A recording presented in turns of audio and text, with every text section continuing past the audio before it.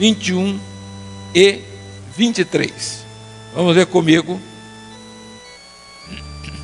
Verso 19, Deuteronômio capítulo 9. Comigo. Porque temi por causa da ira e do furor com que o Senhor tanto estava irado contra vós, para vos destruir. Porém, ainda por esta vez, o Senhor me ouviu. Verso 21.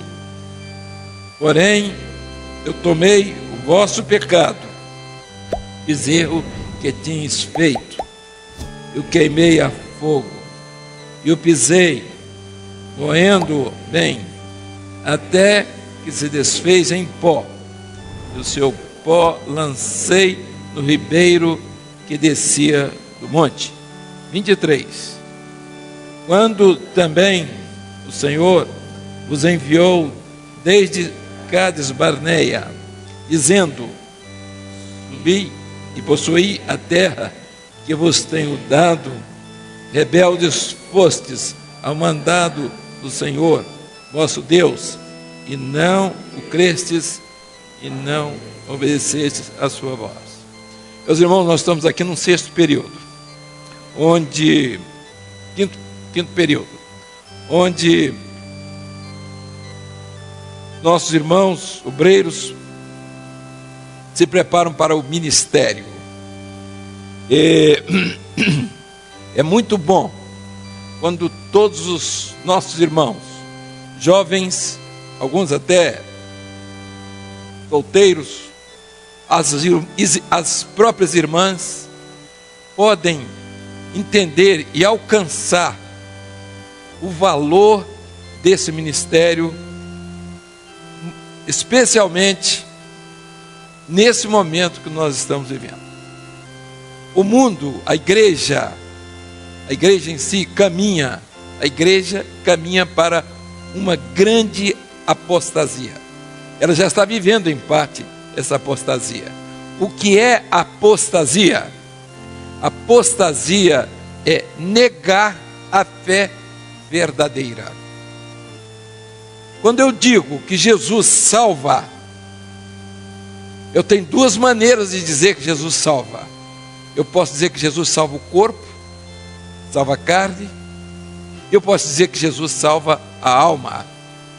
Quando eu digo que Jesus salva a carne, quando eu digo que Jesus está preocupado com o social, eu dou ênfase ao social, eu estou desviando o espiritual para o lado material. Então Jesus passa a ser apenas um político, ele passa apenas a ser aquilo que todo mundo gostaria de um grande líder político, de ser elemento social, que resolvesse os problemas materiais das pessoas. Então eu levo esse lado para o lado material.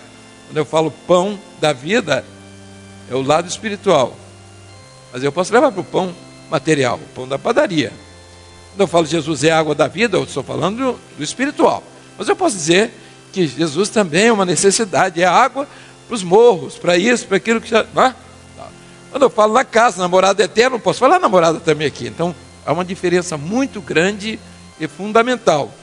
Então, quando o homem ele desvia do sentido do projeto que é de Deus para o homem, que é fundamental, que é o projeto de salvação, quando eu desvio, eu entrei para o lado material.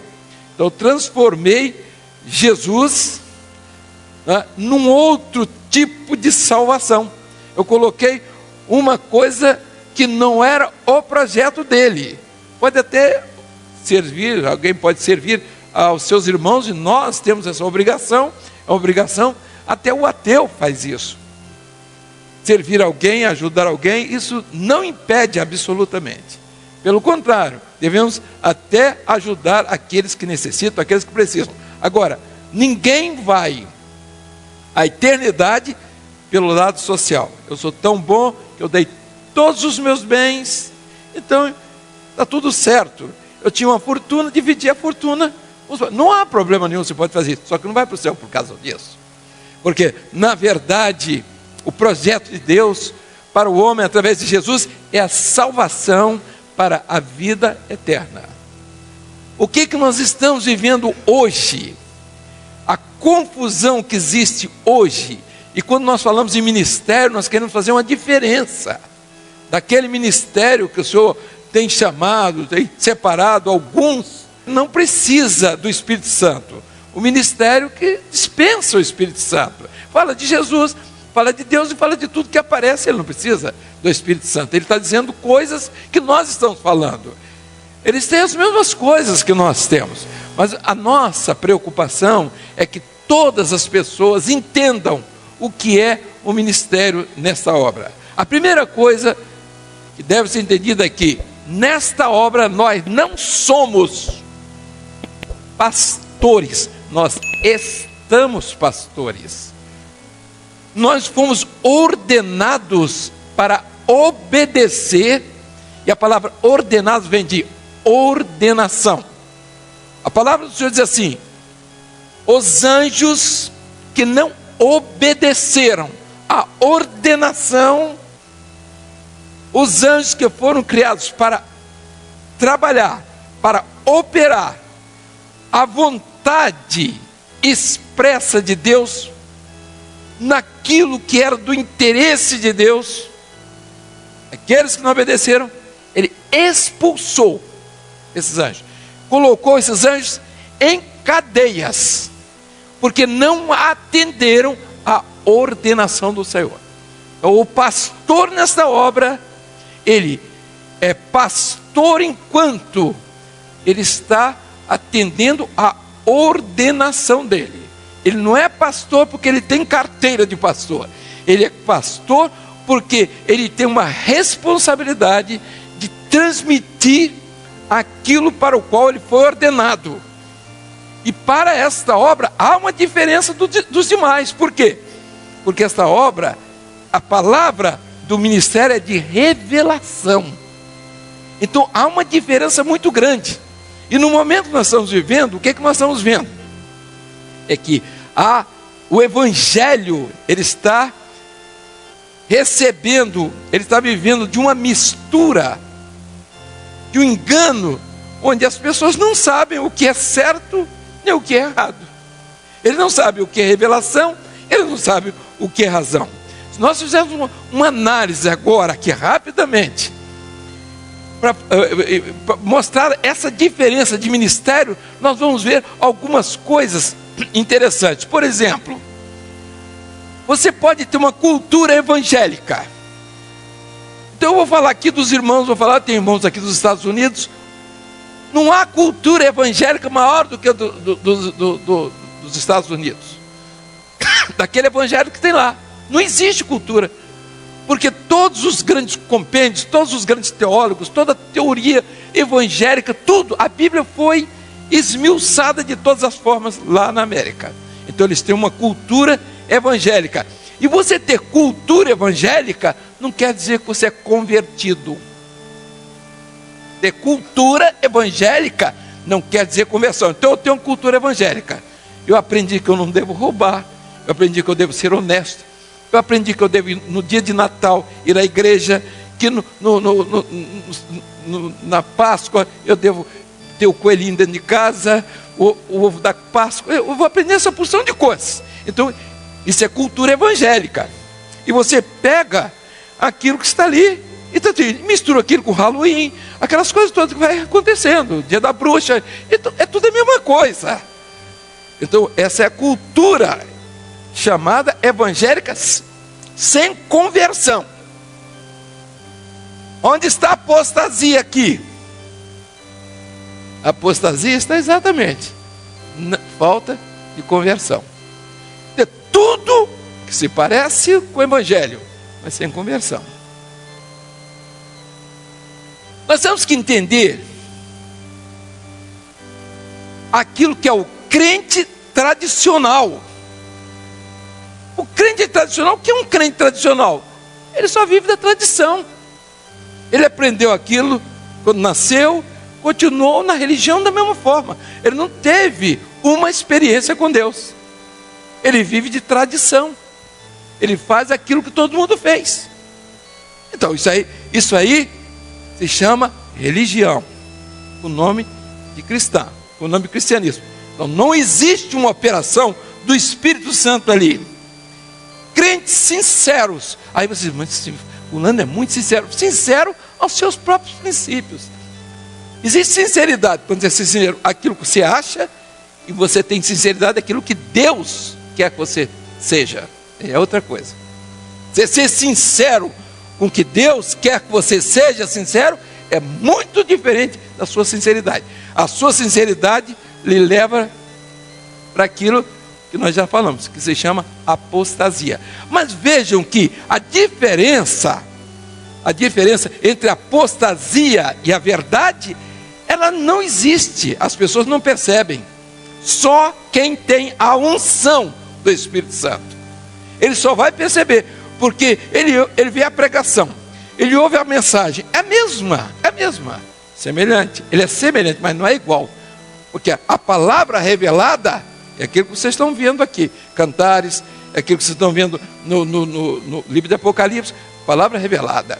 A palavra, simplesmente, que se dá aí, por aí, as parábolas, por exemplo, o reino dos céus é semelhante à mulher que pegou o fermento, então a igreja cresceu, veja só, tem nada disso. A mulher é símbolo da igreja infiel, o fermento é a mentirada que está aí. É tudo a idolatria, a feitiçaria, é o fermento. Ela colocou em 3 medidas de trigo. O trigo é o alimento, o fermento não é alimento. O fermento que vem de fora não tem valor nenhum. O fermento é que vem de dentro, que vem do mosto. Não é o fermento que vem de fora, porque ele apodrece a massa, ele só faz crescer. Aparência só. Por isso a palavra do Senhor diz assim, livrai-vos do fermento dos fariseus. Então, uma série de outros, as parábolas são todos o contrário. Todos o contrário. Então, o reino dos céus é semelhante ao grão de mostarda. Então o grão de mostarda. Então a fé que cresceu, essa árvore maravilhosa que está aí, não é nada disso. A fé está no grão de mostarda, que o homem pega e planta no campo dos seus interesses. Ele mata a fé ali, porque a beleza do grão não está na árvore. Quando a árvore existe é porque o grão já morreu. O grão morreu. A árvore onde as aves do céu fazem ninho. Não, o poder maligno, ele não tem lugar para fazer ninho na fé. Então a fé é intrínseca. Você não vê a vida num grão de mostarda, você não vê. O grão, você passa o grão de mostarda, você não vê. Ele é pequeno, menor de todas as sementes, mas ela está ali dentro. A fé é latente, é algo que não se expõe. A fé não é uma exposição, não é uma vitrine, não é um show. A fé é aquilo que você tem de Jesus, do Espírito Santo na sua vida, aquilo que é capaz de lhe mover para uma operação na vontade do Senhor. Não é simplesmente alguma coisa que vocês apareceu, a grande árvore não existe. Então, aí você começa a ver que as coisas vão mudando totalmente de figura. Quem é que tem revelação no livro de Cantares? Ninguém tem revelação no livro de Cantares, porque não tem revelação na palavra. O livro de Cantares tem um pregador aí que vive falando mal do livro de Cantares, nunca vi disso. Um grande pregador, não sei, a situação não posso avaliar a vida espiritual dele, mas umas coisas que não tem nem caminho. Mas sabe o quê? Ele não penetra na revelação, não conhece a revelação. Assim é a diferença da apostasia para o evangelho verdadeiro. A grande preocupação dos apóstolos foi a apostasia. Foi exatamente essa confusão que o mundo ia fazer nos últimos dias. Então veja aqui, há crentes que buscam, mas eles querem a bênção sem compromisso. Também vai para a apostasia. É o apóstata, ele está negando a fé verdadeira, porque quem tem fé é movido por essa fé. Ele simplesmente não recebeu bênção e saiu e foi embora. Fiquei rico. Não é isso não. Rico todo mundo quer ficar, tenho certeza. Com exceção de alguns aqui. Crentes acomodados. Então eles comemoram as datas do cristianismo. Então vai num dia, tem ceia.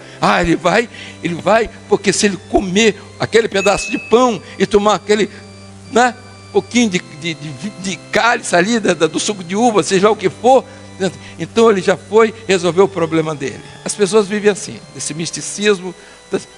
Isso é o caminho da apostasia. O apóstata é assim, nega a fé verdadeira. Crentes que gostam de movimento vivem disso.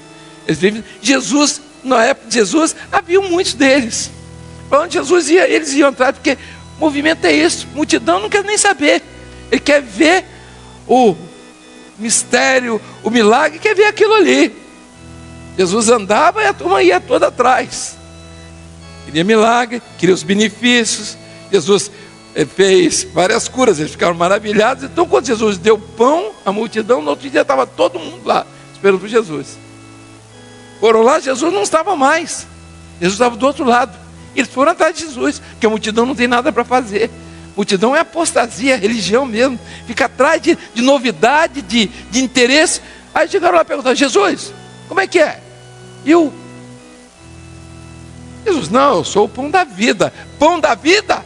Não, senhor, nós queremos pão da padaria. Porque o apóstata quer o benefício material. Ele está atrás disso. E ele faz religião para isso. Então, é tudo que é da carne, é o interesse do apóstata. E foi em nome de Jesus, com o nome de Jesus. Assim, meus irmãos, nós vamos vendo que crentes que gostam de novidades bíblicas. Então ele pega, escreve sobre o cavalo preto, o cavalo amarelo. Ele não tem nada daquilo, mas escreve e dá conselhos de amor e não sei mais o que. Aquelas tolices que, que tanto faz como fez. Se escrever foi bom, se não escrever é melhor. Crentes que gostam de dar contribuição. Então eles pensam que estão dando dinheiro. Então o dinheiro que eles estão dando é para ir para o céu. E alguns até se arrependem, porque quando veem que não vão para o céu, eles vão pedir o dinheiro de volta. Crentes cheios de rótulo, sem conteúdo nenhum, só vazios. Uma bênção, um servo. Meu pai é um homem extraordinário. Eu recebi uma carta dias atrás. Sim, vocês desprezaram meu pai. Meu pai é um homem de Deus. É um homem assim, rótulo. Morreu uma pobrezinha, de uma menina, filha de um casal, de um pastor. Eles espalharam para todo mundo na cidade que ela tinha se suicidado, que ela tinha ido para o inferno. E o próprio pastor, que essa bênção que ela escreveu para cá para dizer isso, o próprio pastor foi o cabeça de tudo. Meus irmãos, nós não podemos entender as coisas assim. Uma pessoa que teve 10, 15, 20 ataques epilépticos, onde o cérebro já perdeu todos os neurônios, onde há uma inflamação de todo o cérebro. Essa pessoa não sabe mais o que está fazendo. É um homem santo? Não, isso não. As pessoas gostam de rótulo. Que aquela pessoa é o maior. E quando ele fala, não existe isso. Existe a operação do Espírito Santo, e quando o Espírito Santo opera é o que importa, e o resto é gente. Crentes que não creem em nada, isso tem os montes aqui, hoje até. Crentes bobos. São bobos que imitam crentes. Pastor, olha, o senhor... Eu não quero falar porque eu estou emocionado. Eu senti uma coisa, sentiu nada. Mentira, não sentiu nada. A pessoa vai me procurar. Eu disse, peraí. Primeiro você vai ficar no seu estado normal. Depois você vai me procurar. Por que essa careta toda, você fazendo essa misura toda para dizer que você teve um dom que nem foi dom, que isso que você teve não é dom coisíssima nenhuma, entendeu? Precisamos ter amor às ovelhinhas. Deixa de mentir que você não ama nem sua mãe, que você bateu nela. Com a ovelhinha que você nem conhece. Você nunca respeitou ninguém dentro de casa. As pessoas querem aparência, né? Tem que dizer, hein? Tem que dizer. Não pode dizer na frente não, porque ofende. Tem que dizer nas costas. É o que eu estou fazendo aqui. Crentes que devoram literatura evangélica. Toda a literatura que vem, eles pegam, eles vão aqui no Clarício, eles compram tudo, e lá vai, e para pregar de noite. Estava uma vez, dois, um do lado do outro. Rapaz, eu resolvi meu problema agora, de Marco, eu vou pregar um obreiro, falando para o outro. Dois rapazinhos, né? Aí eu falei, eles olharam para mim. Não, ele não sabia o que eu ia falar. Olha, eu dei uma virada assim, quando eu voltei, não tinha, sumiram.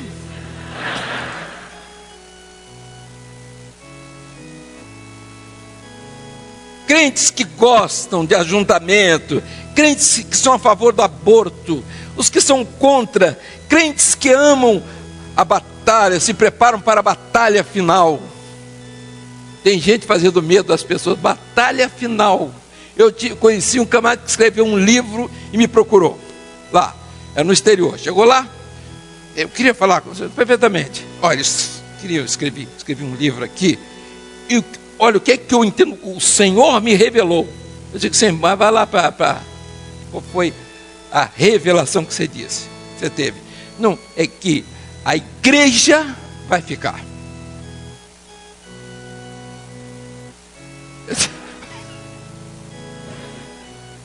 Você começou bem, né? Falei. E quem vai subir não é a igreja. Eu vou mostrar aqui nos textos bíblicos. Um monte de coisa que não tinha nada a ver.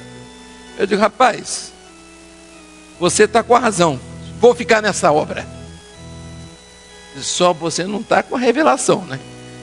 Que razão você está aí? Você está cheio de razão, você está botando um monte de coisa. Negócio.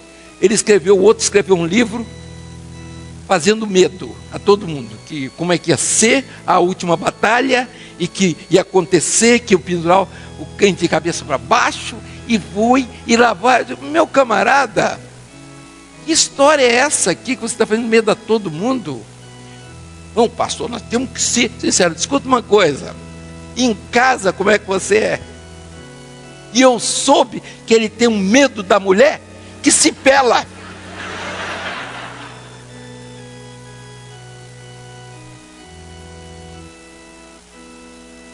Eu perguntei, esse cidadão, ele aparece muito aí? Não, pastor, ele quase não vem. Eu falei, qual é o problema? No medo da mulher. Ela só vê o dia que ela deixa ele vir. Eu digo, mas tá certo, quer dizer, é esse que vai escrever livro para fazer medo dos outros, para enfrentar o Armagedon. Aí. O medo de um cabo de vassoura que você vai enfrentar. Só, rapaz, para com isso, rapaz, fazer medo das pessoas. Que história é essa?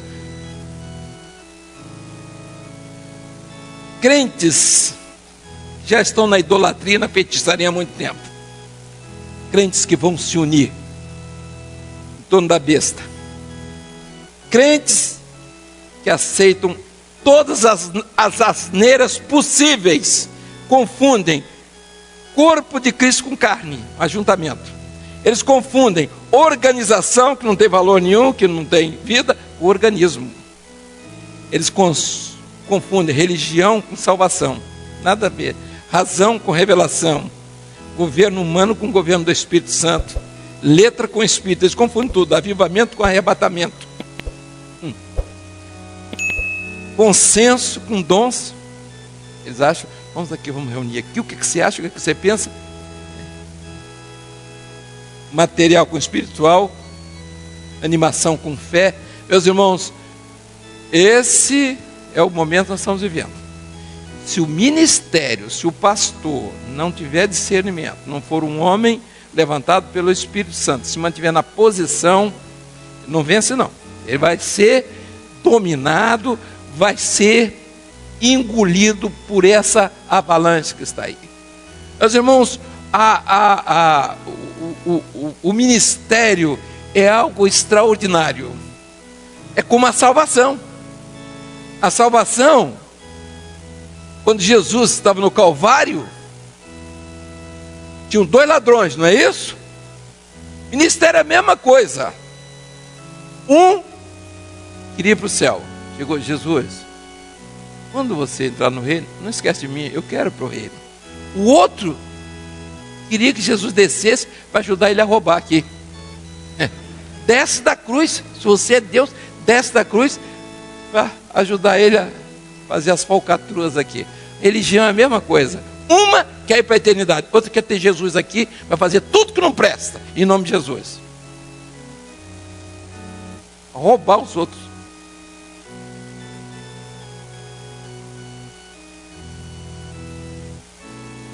Nós estamos vivendo, meus irmãos, um momento muito sério, porque existe um evangelho sem experiência de ressurreição. Jesus está morto nesse evangelho aí, nesse evangelho da apostasia. Tanto faz misturar com espírita, como misturar com a idólatra, com feiticeiro, tanto faz, não faz diferença, como o tradicional que não crê em nada. Ele não faz diferença. Isso se chama apostasia. Ele abandonou a fé verdadeira. Ele se molda aquilo que está em volta. Ele confunde o material com o espiritual. O mundo tem sido, meus irmãos, o grande incentivador e responsável para influenciar esse cristianismo que está aí. E nós temos entendido que tudo que a religião quer é buscar criatividade, organização, imitação, inovação, todo tipo de coisa que se pareça com o que está escrito na Bíblia, ou que se pareça com a vontade de Deus. Um grande esforço que é feito à religião tem valor nenhum. E a religião nem está preocupada também. Ela quer que você seja um bom religioso, embora ainda que você vá para o inferno. Ela não está nem preocupada. E eles também não preocupados. Eles querem que você seja um bom religioso. A apostasia é isso. Apostatar da fé. Aí você começa a ver as grandes diferenças. O ministério, meus irmãos, é algo que tem que ser preparado. Não é algo que você inventa. Começa quando é eleição. A palavra do Senhor diz assim: eleitos segundo a presciência de Deus Pai em santificação. Não existe, agora mesmo estávamos conversando com um grupo de pastores lá do Nordeste, e nós estamos falando, não existe maior bênção para o homem do que ser parte desse ministério. Quando falamos para o homem, falamos para ele e para a esposa dele, e para a família dele. Não existe nada. A primeira experiência de salvação. A segunda experiência do batismo, fazer parte do corpo. A outra experiência, batismo com o Espírito Santo, a confirmação de que de fato ele aceitou Jesus. Quem tem Jesus tem o direito do batismo com o Espírito Santo. Dons espirituais, outra grande bênção. É uma confirmação da salvação dele. Ministério, outra bênção, a confirmação. Quando o homem abandona isso, quando ele deixa isso de lado, ele pode até deixar. É um direito dele, ele foi atraído pela carne. O homem é isso que está aí. Ele foi embora. Alguns acompanham, mas ele perdeu a bênção. Ele não é mais pastor. Ele pode ser profissional, ele pode ter carteira, ele pode ter o que for, mas nesta obra ele não é mais pastor. Nessa obra, a unção, a ordenação dele está excluída, porque ele quem escolheu, foi ele quem quis isso, e ele tem o direito de não ser nada. Agora ele não pode ter o direito de matar a ovelha, de fazer aquilo que aqueles dois fizeram. Absalão e Adonias. O que é que eles fizeram? Um queria o governo e o outro queria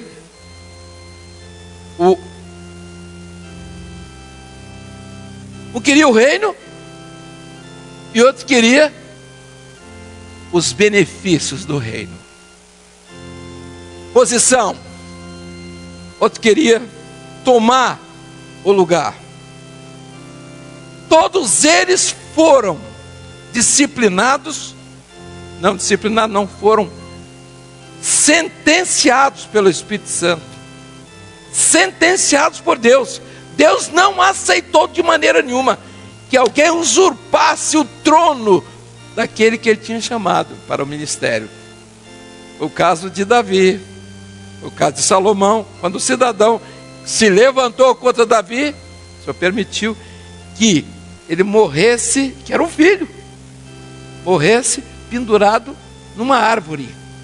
Ele saiu correndo, ele era bonito, né, os cabelos bonitos, bons pensamentos, né? Pensamentos, aquela coisa toda, foram os pensamentos que ficaram presos na árvore da vida. Ele passou com um mulo, porque quando o homem cai, quando o pastor cai, ele cai pelos próprios cabelos, pelos seus próprios pensamentos. Ele passou debaixo da árvore, o mulo foi embora, o animal vai embora, e ele fica preso no laço da morte. O cabelo preso ali, pelos seus próprios pensamentos. Eram os homens de Davi que mataram ele ali. Adonias é a mesma coisa. Arremete contra ele. Ninguém pense que essa obra é lugar para brincar.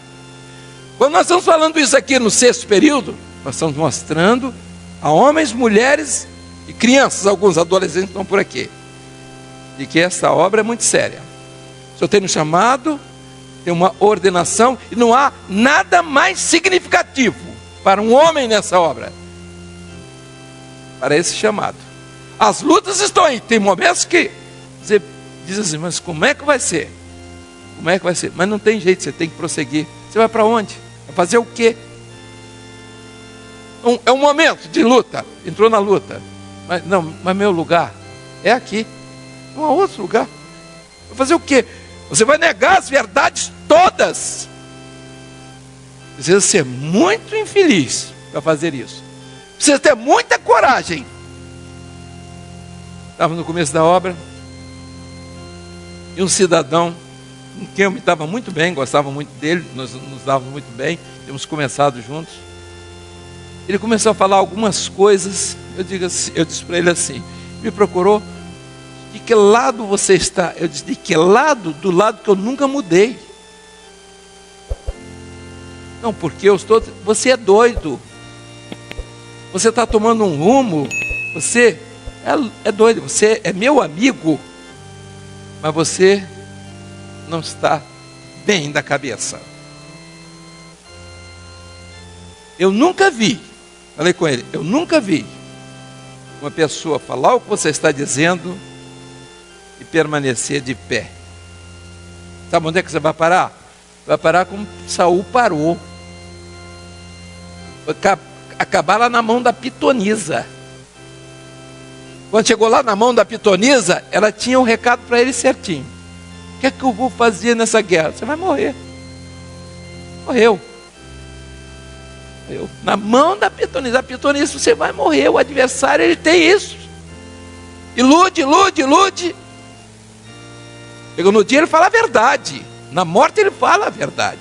Ele não vai mentir, não. Você não espera que ele vai mentir no último dia, quando você tiver seu fôlego. Ele não vai mentir, não. Ele vai falar a verdade. Ó, hoje é seu dia, viu? Hoje é seu dia. E o meu também. Ele. Meus irmãos, nós temos que levar muito a sério a obra. Nós estamos aqui num seminário. Nós não podemos deixar de dizer isso. Nós não podemos deixar. Seria bom que nós não disséssemos o que dissemos hoje de manhã, né? Eu sei que muitas pessoas ficaram aqui ofendidas. Eu acho até, né? E até queria saber, tem alguém ofendido? Porque ela... Porque eu estou vendo, está todo mundo satisfeito. Mas olha, eu vou dizer uma coisa para todas as pessoas aqui. O mundo está doente. Porque não tem quem diga a verdade. E as pessoas, na grande maioria, às vezes a verdade dói. As pessoas, na grande maioria, querem ouvir a verdade. As pessoas, a sua grande maioria, querem ouvir a verdade. Sabe por quê? Porque não há verdade. A meia-verdade existe. A mentira camuflada de verdade, ela existe. Existe a vasilha, né? Tem conteúdo. A fórmula toda ali, mas sem nada, o vidro vazio. Existe tudo isso. E o mundo está vivendo de mentira.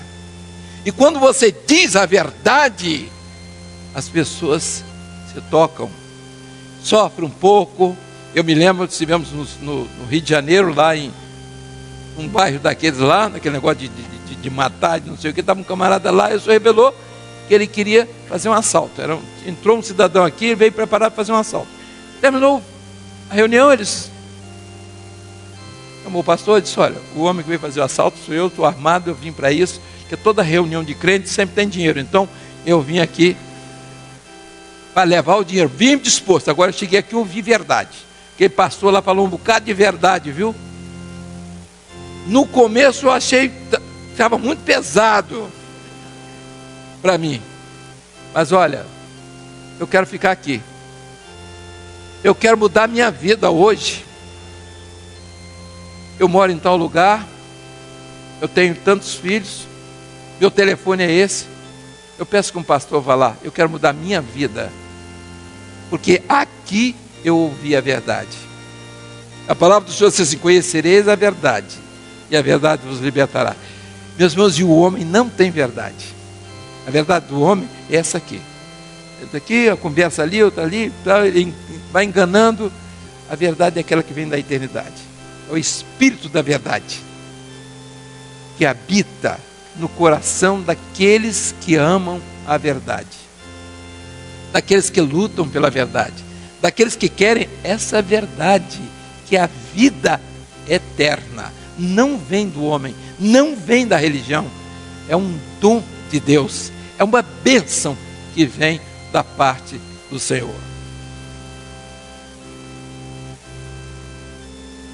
Toda religião tenta provar que está acima de Deus.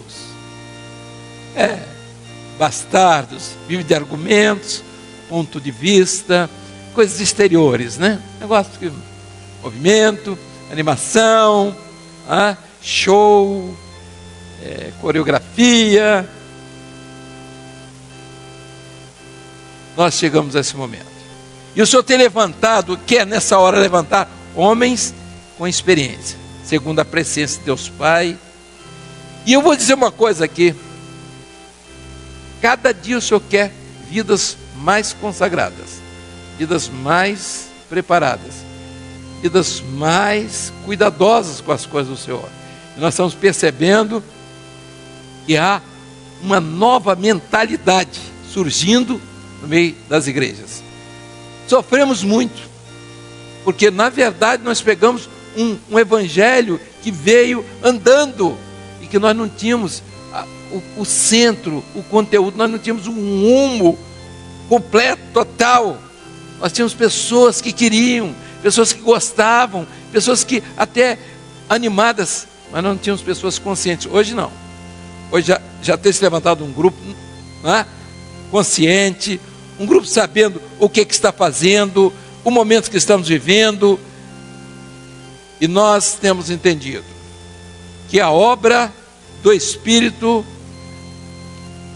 vai continuar, não terá outra, porque quando o Senhor levantou os ministérios nesta obra, a primeira coisa que o Senhor fez foi exatamente nos tirar de tudo que tinha relação, contradição com aquilo que existia aí. O Senhor mostrou que os ministérios que iam gerenciar dons precisavam ser inteiros nisso. Eles precisavam entender a voz do Senhor. Eles precisavam ouvir a voz do Senhor. Hoje entrou um nome para ordenação. Tem dons? Não tem. Para unção? Não tem. Não vai, não pode. Vai ter ministério sem dons. Até aqui, até que se admite. Existem dons, evidentemente, que são dons que você não conhece, né? Que as pessoas têm, porque eles não são dons expressos. Como dom de sabedoria, como dom de discernimento. Tem servos que não têm outros dons aparentes, mas tem sabedoria, tem discernimento. Mas nós queremos aqueles dons também, que são visíveis, que são sentidos. O dom de profecia, não é? O dom de línguas estranhas, interpretação. Aqueles dons que vêm acompanhados com o dom de ciência, que são visões. Não é? Eu tenho só sonho. Não, o sonho é uma bênção, mas tem que ter outros dons acompanhados. O dom de ciência. Então há uma preocupação do presbitério. Não há uma preocupação do presbitério ordenar homens extraordinários, que conheçam muita não é, teoria, muita cultura. Nada disso. A preocupação do presbitério, dessa obra, aquilo que o Espírito tem nos mostrado é isso. Até o próprio diácono. Nós hoje temos diáconos que não têm dons, mas são homens que estão ali servindo, estão ajudando de certa forma.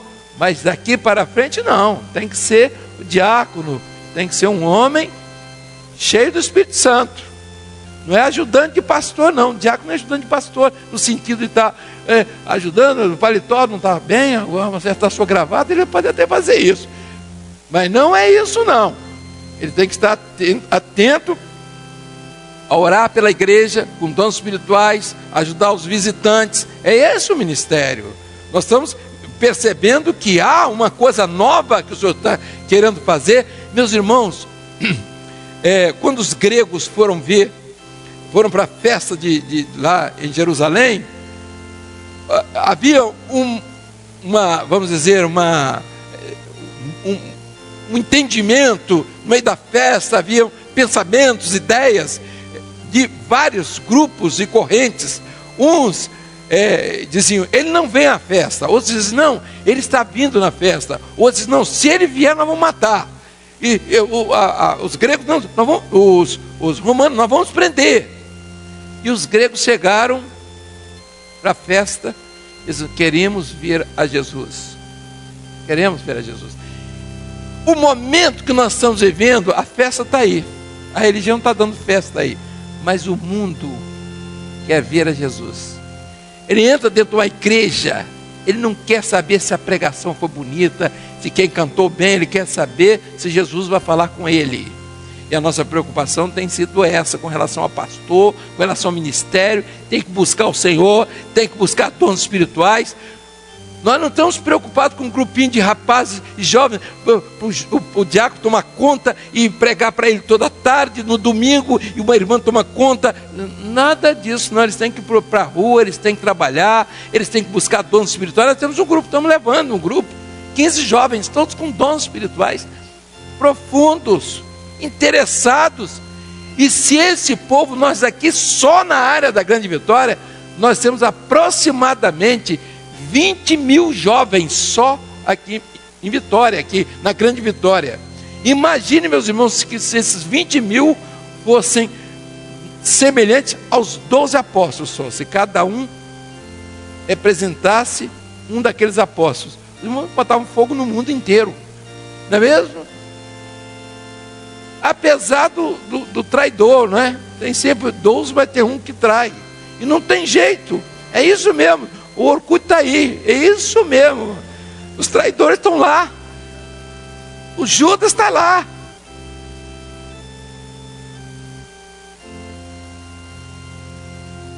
Nós não vamos nos delongar. Quando eu falo assim, que a demora vai ser menor. O púlpito não é um lugar alto, onde as pessoas estão garantidas naquele lugar. Quando o homem vem para o púlpito e ele pensa que o lugar dele está garantido no púlpito, ele está muito enganado. Lá em Roma tinha uma rocha, ele chamava rocha Tarpeiana, onde os criminosos eram jogados lá de cima. E botavam, criminoso, olhou onde você está? Ele olhou. Está vendo o abismo? Tá. É aí que você vai. O púlpito é isso. O púlpito é uma rocha. Tarpeiana. O homem tem que estar ter cuidado. Quando ele entra, quando ele sobe, ele não vai pensar que isso aqui ele é o abrigo do mal, não. Não é abrigo do mal, não. Não se iluda com isso. A grande preocupação hoje é com o ministério, é com o lar, é com a família, é com a esposa do pastor, com aquela que vai ser esposa do pastor. A maneira como ela vai agir, a forma sábia com que ela vai se conduzir, a ajuda que ela vai dar. Não é a função dela no ouvido do pastor contando as novidades da igreja, não. Do que ela ouve das comadres, não. Não é, não. Se ela está fazendo isso, ela está fazendo um dano para a obra do Senhor. Ninguém quer saber, pastor nenhum precisa de aviso no ouvido de ninguém, muito menos de família. Pastor não fica dependendo, não é depender de dom espiritual da esposa, não. Porque a esposa, ela não é ungida. Aí fora é que tem pastora, que devia ter, na Bíblia dele, devia ter apóstola também. Aqui não temos isso, não. A unção é um preparo para o sofrimento, e a mulher não aguenta isso. Ela não está preparada para esse sofrimento. Não está preparada.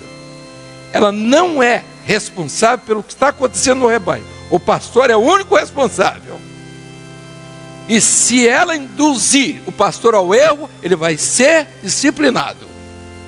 Porque o compromisso dele é com o presbitério tem o compromisso com ele. Não vai perdoar porque a esposa dele falou, porque ela orientou, porque ela entregou um dom enviesado. E nós temos orientado. Quando você receber dom de família, na família, consulta 3 vezes.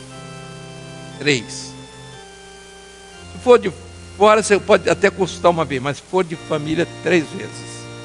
E espera, no mínimo, 3 meses.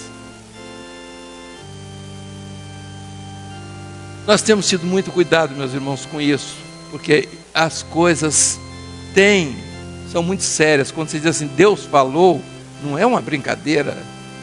As pessoas levam a sério. Você chega para uma pessoa e diz, olha, o Senhor me revelou isso. Olha, isso é um negócio sério.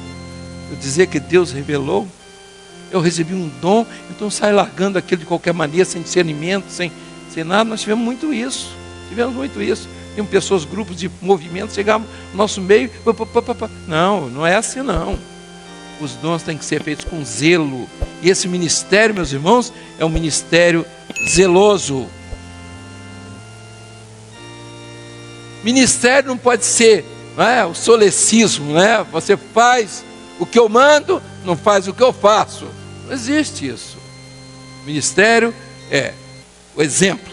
Sede o exemplo dos fiéis no trato, na caridade, no amor, no trabalho. O pastor não é super-homem.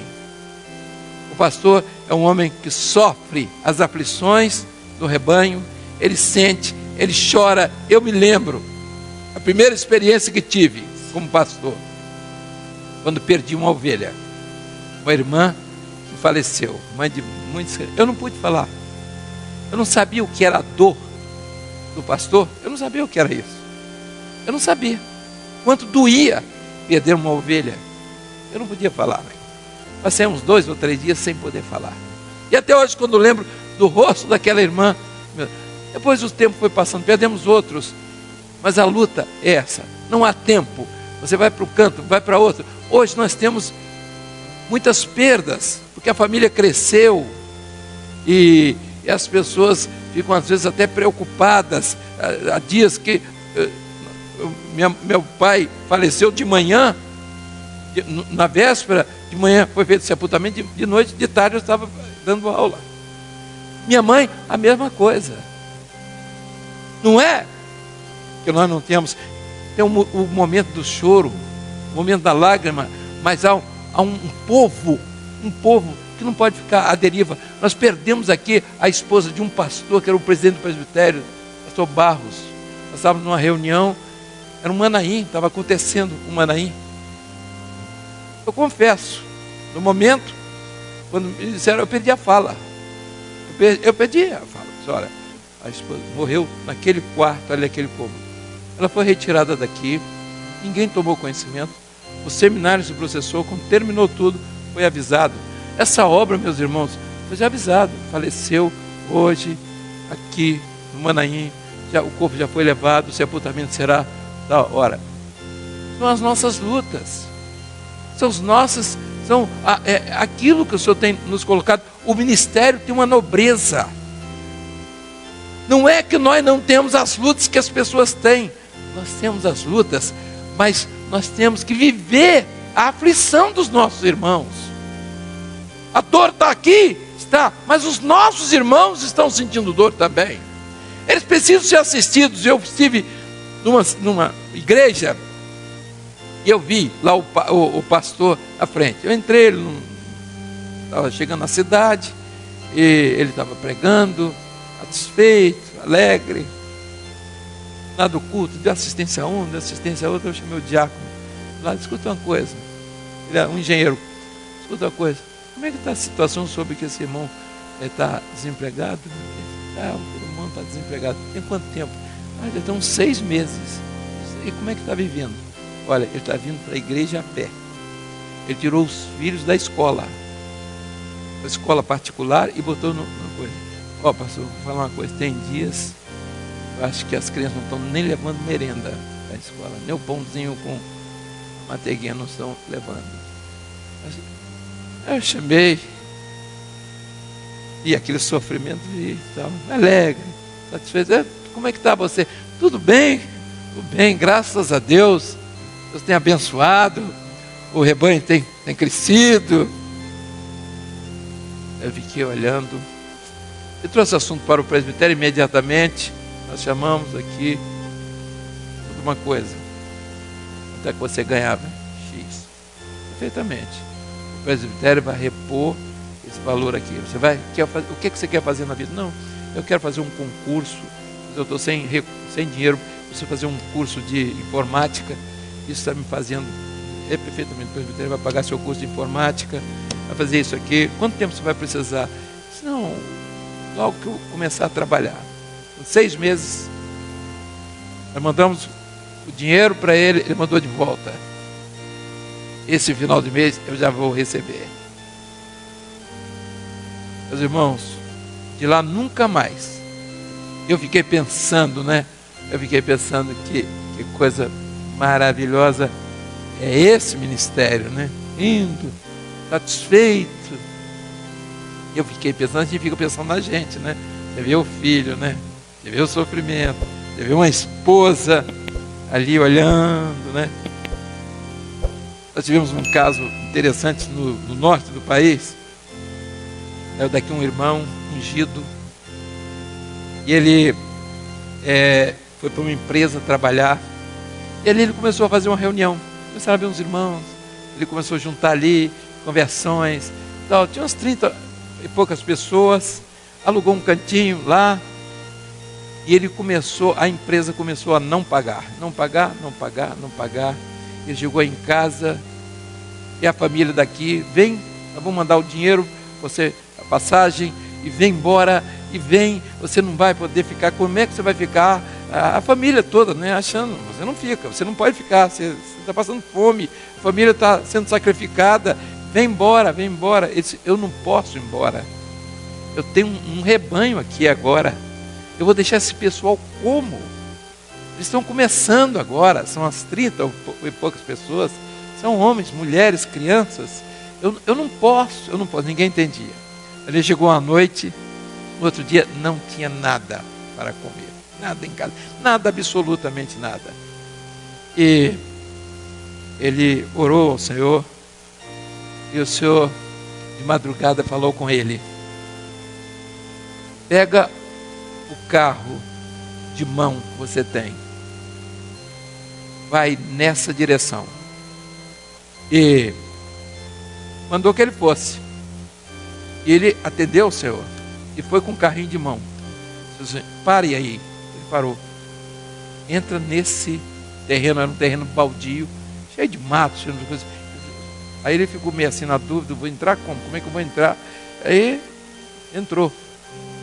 Quando ele entrou, ele se deparou com os pés de abóbora. As abóboras estavam todas lá, Era um quintal abandonado e naturalmente aquela quando ele pega as abóboras, ele corta, tira, ele tirou. Ele disse, é para você levar.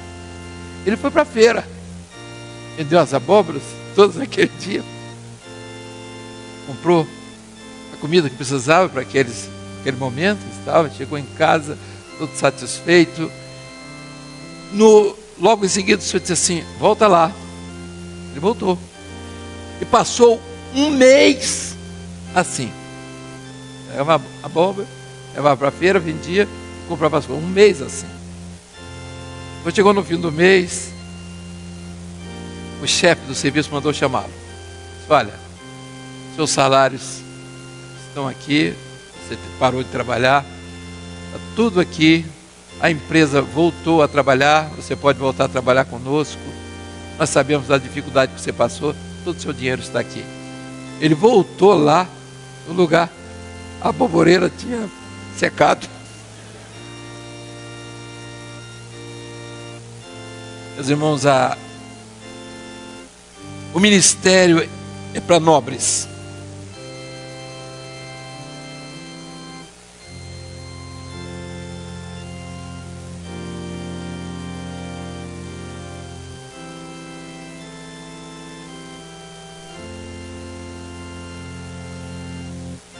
Esse aqui é um assunto mais demorado, mas eu não vou me ater a ele, não.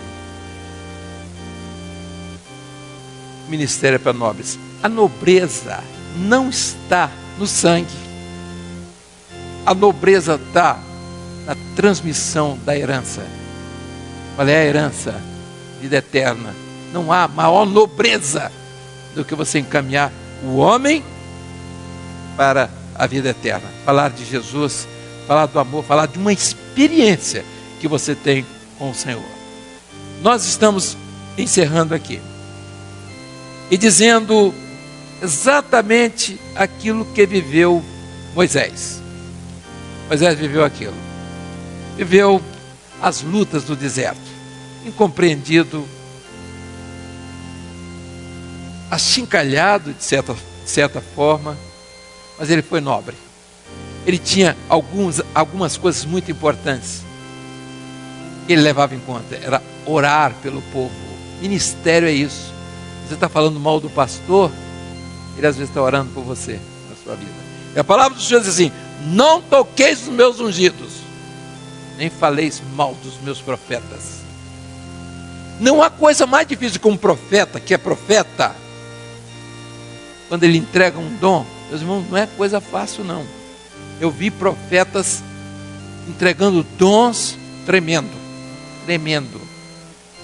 coisas impossíveis, incríveis, sendo entregues.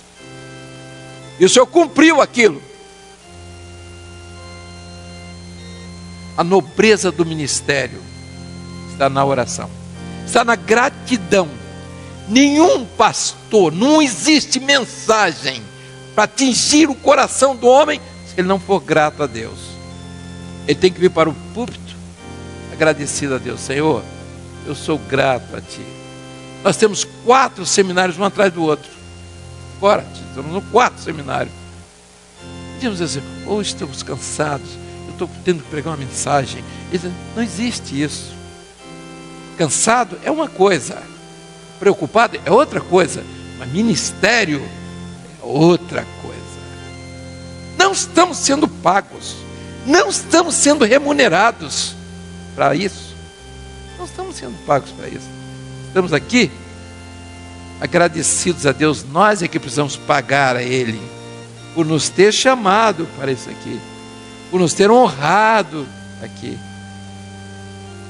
E por último, o ministério deve ter uma preocupação. A mensagem tem que ter o maior teor profético. É a mensagem com revelação. Você entregou uma revelação, o rebanho está livre do lobo. Fica livre do lobo. A vida liberta, a família está liberta pela revelação. Por que a revelação? Porque a revelação é a luz. Quando a luz acende, incide sobre o adversário, ele foge, porque ele é trevas. Ele não vê o pastor estar seguro na revelação. Ele não está seguro na argumentação. Ele está seguro na revelação. Tudo que nós falamos aqui, a nossa segurança está na revelação. É a luz que se acende. Nós vamos a uma responsabilidade muito grande. A nobreza do ministério está exatamente em sermos chamados na hora certa, dizer até ao rebelde aquilo que ele precisa ouvir. É nossa obrigação. Não há como fazer diferente. Nós não podemos negar a nossa função. Não é brigar, não é falar mal, não é tratar mal, mas dizer a verdade. Não podemos deixar que as pessoas vivam sem ouvir a verdade. O mundo de hoje precisa ouvir a verdade. Ela pode ser branda, ela pode ser calorosa, ela pode ser de qualquer forma, mas a verdade tem que ser dita. Por quê? Porque o único caminho que leva à eternidade é o caminho da verdade. Por isso Jesus diz assim: eu sou o caminho, a verdade e a vida. Ninguém vem ao Pai senão por mim. De pé.